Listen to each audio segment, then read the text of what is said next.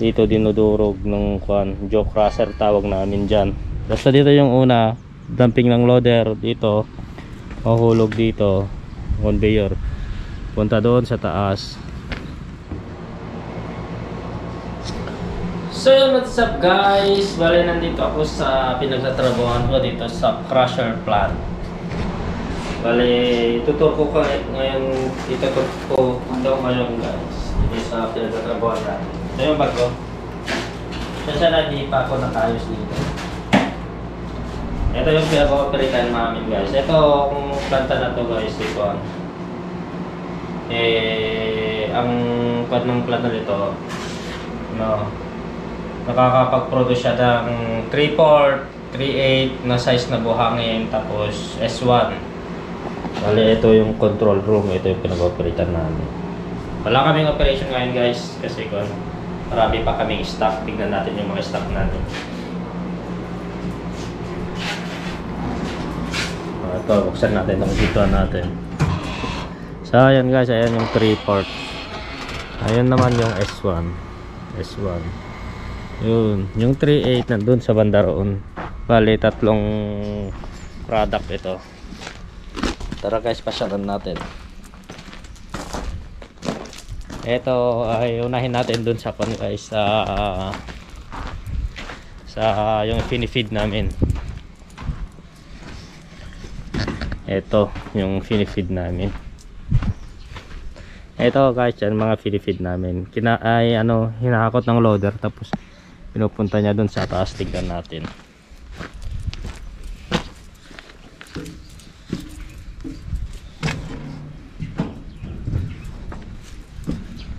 Ito sa taas. Diyan guys, diyan niya dinadamping yung loader. Tapos dito nadudurog. Dito dinudurog ng jaw crusher tawag namin dyan. Diyan nadudurog yung mga bato. Tapos pumupunta doon sa screen, naka-classify siya doon. Tapos yung oversize niya guys, bumabalik dito. Ito, durog na talaga yung mga oversize dito, tapos babalik din doon.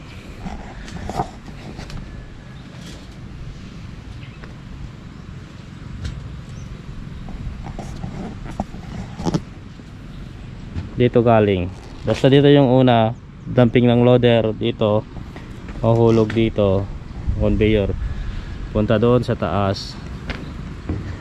May tatlong doon, yung mga kasya sa screen. Punta doon yung isa doon, yung isa doon sa banda roon.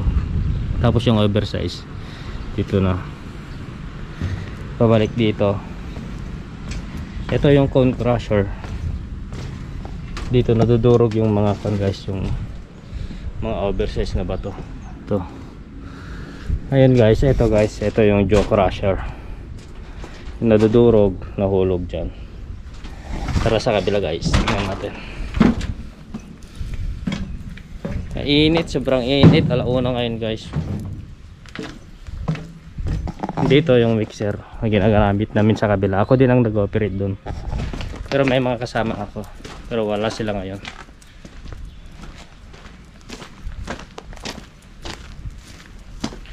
Tara dun sa taas guys, sa may kwan nya, sa may screen.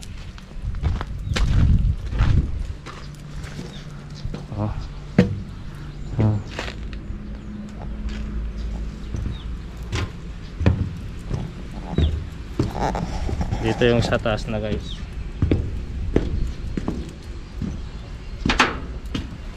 Ito yung dapat nakaganito kami pag tatrabaho kami, nakagagals kami. Dito 3 deck ito, tatlong deck ito. Yung pinakaibabaw siya ito.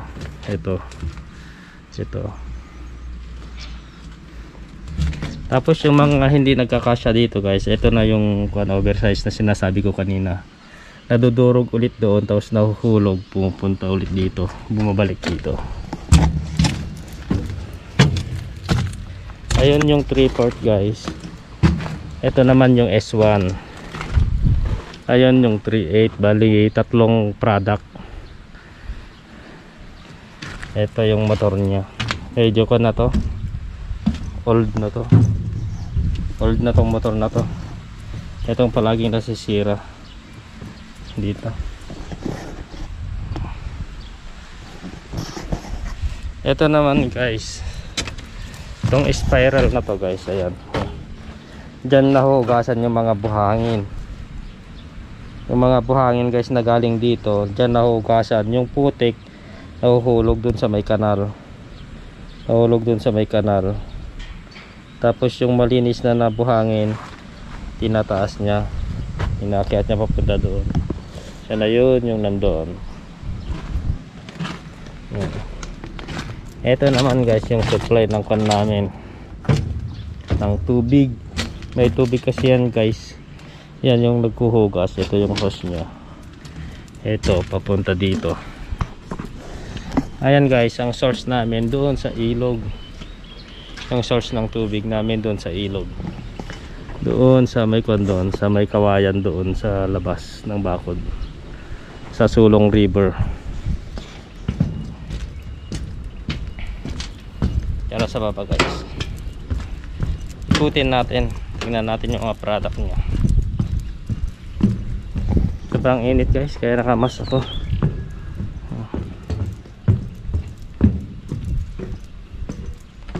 Ito yung pinakamalaki, yung 3/4.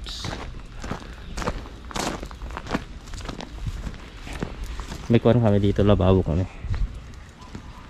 Ito yung 3/4 guys, yung pinakamalaking product namin.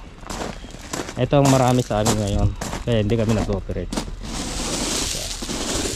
Sa yung gabundok na yan guys, sa yung gabundok na yun, halos hindi namin nagagamit. Tapos yung isa, yung 3/8 ay 3S1 pa lang to, S1. Ayan guys, oh. Ito yung S1. Ito medyo magaspang to. Nagpapalit kami ng screen. Susunod ito. Tapos yung sa kabila yung sa na sa 3/8.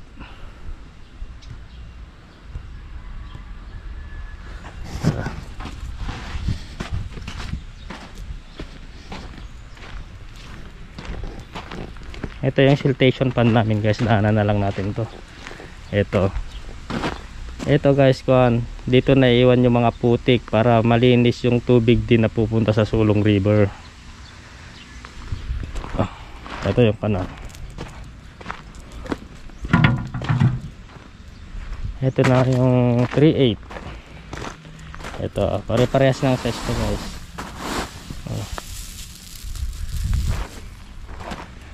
Ito guys, tinanggal namin yung railings niya kasi nilinisan namin. Marami kaming mga spillage. Ito yung mga natatapon. Dito yung sinasabi kong nahugasan siya guys. Pagkahulog ng buhangin dito, kasi may tubig yan, mahugasan siya dito. Tapos yung putik nag-overflow ng hulog dito papunta doon. Tapos yung malinis na ng buhangin yan, yung naakyat niya papunta doon na S1. Ito yung crusher plant guys na pinagtatrabuhan natin.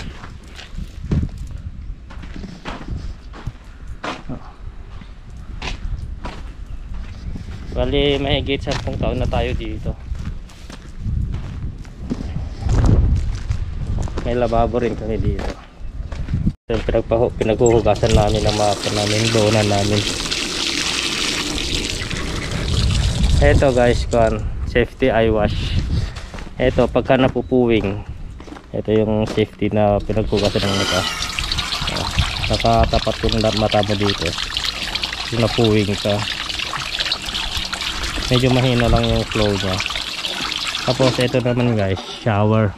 Pagka nabuhusan tayo ng kung ano-ano dyan, ayan, shower lang dyan.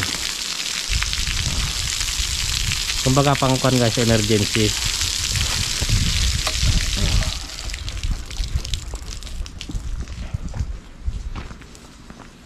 Ito yung guys, lube pump. Langis ang laman nito. Langis nung cone crusher natin. Ito, hydraulic oil.